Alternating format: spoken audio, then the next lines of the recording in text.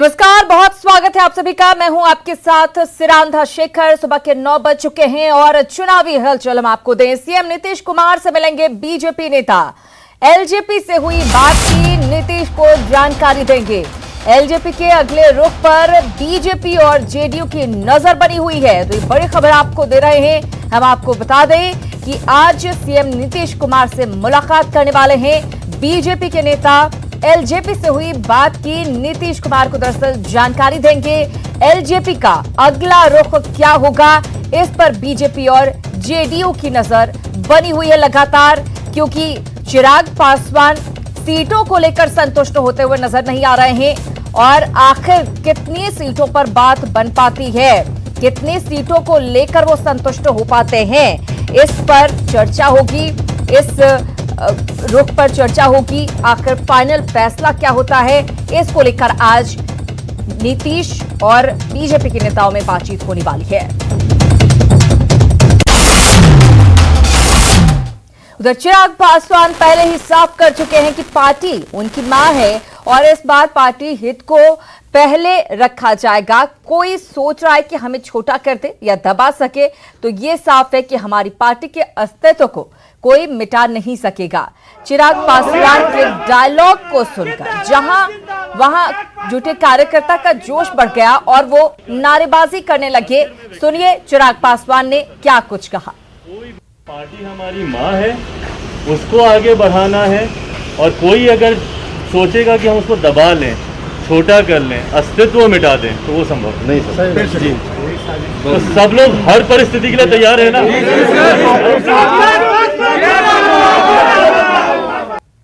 वहीं दिल्ली में बीजेपी की बैठक के बाद बिहार बीजेपी प्रभारी भूपेंद्र यादव ने कहा कि बिहार में बीजेपी, जेडीयू और एलजेपी एक साथ चुनाव लड़ेंगे। भूपेंद्र यादव ने यह भी कहा कि सीट शेयरिंग पर सब कुछ 2 दिन में तय कर लिया जाएगा। उसको लेकर बिहार में एनडीए का गठबंधन मुख्यमंत्री नीतीश कुमार जी के नेतृत्व में मजबूती के साथ चुनाव में उतरेगा। इस बातचीत की पूरी प्रक्रिया को पूरा करेंगे और बिहार में भारतीय जनता पार्टी, जदयू और लोजपा तीनों पार्टियां मिलकर के इस चुनाव को लड़ेंगे। उसके साथ ही जदयू के साथ जो उनके सहयोगी भी आए हैं, जितिन राम मांझी जी, उनकी पार्टी भी जदयू के साथ है और हम बिहार में पुनः एक बार एनडीए गठबंधन के साथ 3/4 बहुमत से चुनाव को विजय प्राप्त करेंगे। नीतीश जी उसके मुख्यमंत्री रहेंगे। निश्चित रूप से राष्ट्रीय अध्यक्ष जी के द्वारा जदयू से, लोजपा से बात करने के लिए पार्टी के नेताओं को नामित किया है कि जो हमारा गठबंधन है उसको ठीक ढंग से हम गठबंधन की बातचीत पूरी करेंगे, पूरी मजबूती से चुनाव लड़ेंगे और मेरा विश्वास है कि एक बहुत अच्छी जीत एनडीए को प्राप्त होगी।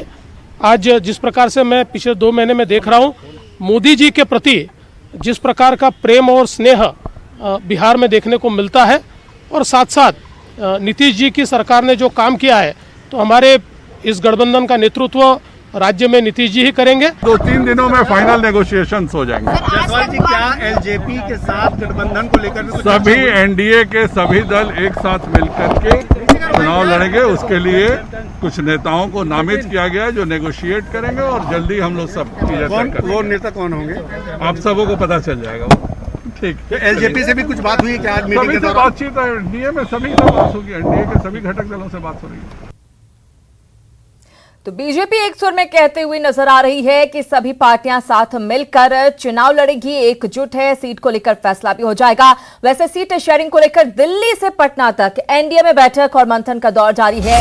दिल्ली से पटना लौटे बीजेपी नेताओं की बैठक आज जेडीयू नेताओं के साथ होगी और कयास लगाए जा रहे हैं कि 2 से 3 दिनों में सीट शेयरिंग का ऐलान भी कर दिया जाएगा। तो आज बैठक होने वाली साकेत, इन सब पर पूरे घटनाक्रम पर नजर बनाए हुए हैं, उन्हीं से लेंगे ज्यादा जानकारी। साकेत, आपसे ही जानना चाहूंगी, 2 से 3 दिन में फैसले की बात कह रहे हैं। दूसरी तरफ चिराग को भी हमने सुना जो ये कह रहे हैं कि हमें जो नीचा दिखाना चाहते हैं, जो हमें छोटा करना चाहते हैं, ऐसा नहीं होगा कुछ भी, पार्टी मेरी मां है। आखिर क्या होने जा रहा है, फाइनल फैसला और किस चीज पर मुहर लगेगी? मंथन का दौर जारी है दिल्ली से पटना तक। जी देखिए चिरांदा, जहाँ तक चिराग पासवान की बात है तो चिराग पासवान को बीजेपी, चूंकि बीजेपी को ही चिराग पासवान से बात करनी थी, एलजेपी से बात करनी थी, तो बीजेपी ने उन्हें अपना पूरा जो जिन सीटों को लेकर बात चर्चा चल रही थी कि चिराग पासवान या एलजेपी को दिया जाएगा, उन सीटों का पूरा खाका एलजेपी को दे दिया गया है और फैसला आज पूरे दिन का दिया गया है कि आज पूरे दिन में चिराग पासवान इस पर फैसला लेकर और पार्टी को बताए। दूसरी तरफ जिस तरह कल दिल्ली में बैठक हुई थी बीजेपी के तमाम बड़े नेताओं का, जिसमें अमित शाह से लेकर राष्ट्रीय अध्यक्ष जेपी नड्डा सब लोग बैठक में मौजूद थे, उसके बाद देर रात सभी पार्टी के जो बड़े नेता है, जो बिहार चुनाव के लिए जिन्हें नियुक्त किया गया है, चाहे वो देवेंद्र फडणवीस हो, भूपेंद्र यादव हो, साथ ही साथ प्रदेश अध्यक्ष, सभी लोग पटना पहुंच गए और आज का दिन पटना में काफी हलचल भरा रहने वाला है। चिरांधा, यहाँ पर जो बीजेपी ने दिल्ली की बैठक में जो कुछ तय किया है उसको लेकर मंथन पटना में अब होगा और खास करके बात यह है कि जेडीयू के साथ अब एक टेबल पे बैठ के बात होगी, क्योंकि जो माना जा रहा था कई ऐसी सीटें हैं जिसमें जेडीयू और बीजेपी के बीच भी जिच है।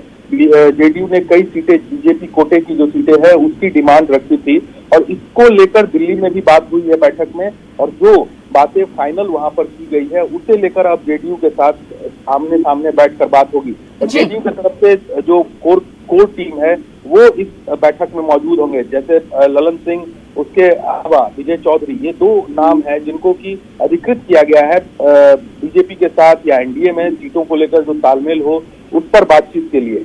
और दूसरी तरफ एक खबर ये भी आ रही है कि आज नीतीश कुमार से भी भूपेंद्र यादव और देवेंद्र फडणवीस मुलाकात कर सकते हैं, दोपहर बाद ये मीटिंग हो सकती है, ऐसा कहा जा रहा है, क्योंकि बीजेपी की तरफ से ये बात आ रही है कि जो कुछ फाइनल हुआ है तो एक बार नीतीश कुमार के साथ भी बैठकर 1-to-1 बात हो और सभी बड़े नेता, क्योंकि पटना में है तो एक बैठक नीतीश कुमार के साथ भी होगी और इसी को लेकर समय लिया जा रहा है। तो एक अहम सूचना यह है कि नीतीश कुमार से भी आज बीजेपी के नेता मिल सकते हैं, ऐसी खबर आ रही है। बिल्कुल साकेत, एक चीज जो बड़ा दिलचस्प यहाँ पर है, हमने देखा कि बीजेपी बहुत कोशिश कर रही है कि किस तरह से चिराग को मना लिया जाए, उनकी बातों को तवज्जो भी दिया जा रहा है, लेकिन नीतीश कुमार बिल्कुल भी भाव देने के मूड में नजर नहीं आ रहे। तो बीजेपी की पूरी कोशिश होगी कि किस तरह से इन दो कड़ियों को अच्छे तरीके से जोड़ा जा सके। बिल्कुल सिरांदा, ये तो जेडीयू ने पहले ही साफ कर दिया है कि जो एलजेपी से बात होगी, चिराग को मनाने की बात होगी, वो सभी बात बीजेपी चिराग के साथ करेंगे, जेडीयू इसमें कहीं से भी नहीं है। और जो सीट शेयरिंग का भी जो मामला है सिरांदा, वो भी बीजेपी और जेडीयू के बीच ही सीट का शेयरिंग होगा। बाकी जो एलजेपी को क्या सीट देनी है वो बीजेपी बिल्कुल अपने अपने खाते से दोनों पार्टियां सीटें तय करेगी। साकेत, बहुत धन्यवाद इस जानकारी के लिए। बहरहाल चुनावी हलचल जो है वो पूरी तरह से तेज है और देखने वाली बात यही होगी कि आखिर फैसला कितनी सीटों पर बन पाता है, कितने बीजेपी को मिलते हैं, कितनी जेडीयू को, और एलजेपी अगर साथ रहती है तो एलजेपी के खाते में कितनी सीटें जाती हैं। बहरहाल आगे बढ़ेंगे। बिहार विधानसभा चुनाव के पहले चरण का आज नामांकन शुरू हो गया है।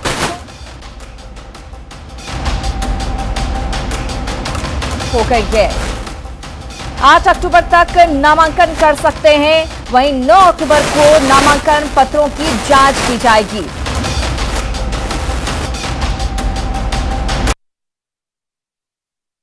चुनावी समर सज चुका है और पहले चरण के 71 विधानसभाओं सीटों पर नामांकन आज से शुरू हो रहा है।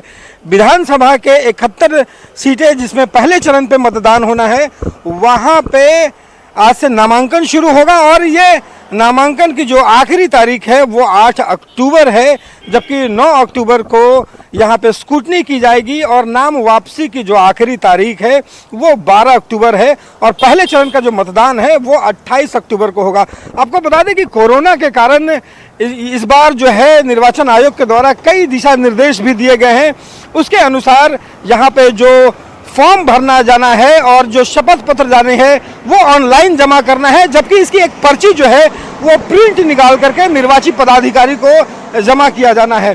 नामांकन के समय इस बार जो प्रत्याशी होंगे, प्रत्याशियों के साथ सिर्फ 2 लोग जो हैं वो जा सकते हैं और उनके साथ सिर्फ 2 गाड़ियां जो है वो अंदर जा सकती है, ये व्यवस्था की गई है। और सबसे बड़ी बात है कि इस कोरोना काल के पहले विधानसभा चुनाव में जो तैयारियां शुरू हैं, दिलचस्प हो गया है ये लड़ाई, क्योंकि आज से नामांकन शुरू है, लेकिन एनडीए हो या फिर महागठबंधन, कहीं के उम्मीदवार अभी तक घोषित नहीं हुए हैं। कैमरा पर्सन अजय दुबे के साथ रवि एस नारायण, न्यूज़ 18 पटना। तो नामांकन प्रक्रिया आज से शुरू हो गई है। चलिए अगली बड़ी खबर पटना से है, जहां गांधी मैदान थाना की पुलिस ने बीती देर रात बिस्कोमान भवन के पास वाहन चेकिंग के दौरान करीब 74 लाख रुपए जब्त किए।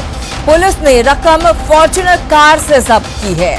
गाड़ी यूपी नंबर की बताई जा रही है, जिसका नंबर यूपी 65CR7000 है। पुलिस ने गाड़ी के ड्राइवर से पूछताछ की तो पता चला कि उसके साथ सासाराम के होटल कारोबारी संजय कुमार सिंह भी पटना आए थे, लेकिन वो कहीं उतर गए। जिस गाड़ी से रुपए जब्त हुए हैं उस पर एक राजनीतिक दल का झंडा और बैनर भी लगा हुआ है। सूत्रों की माने तो एक एमएलसी ने टिकट दिलवाने के लिए संजय सिंह से रुपए की मांग की थी। हालांकि पुलिस फिलहाल तमाम बिंदुओं की जांच में जुटी हुई है।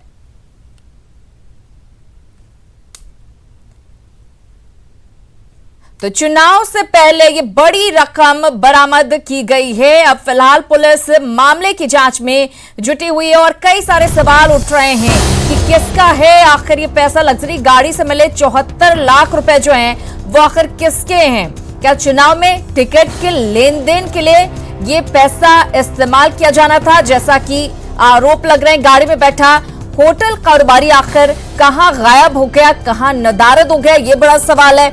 लग्जरी गाड़ी से 74 लाख रुपए मिले हैं और ऐसे में सवाल उठना लाजमी हो जाता है। तस्वीरें भी हम आपको दिखा रहे हैं और देख सकते हैं।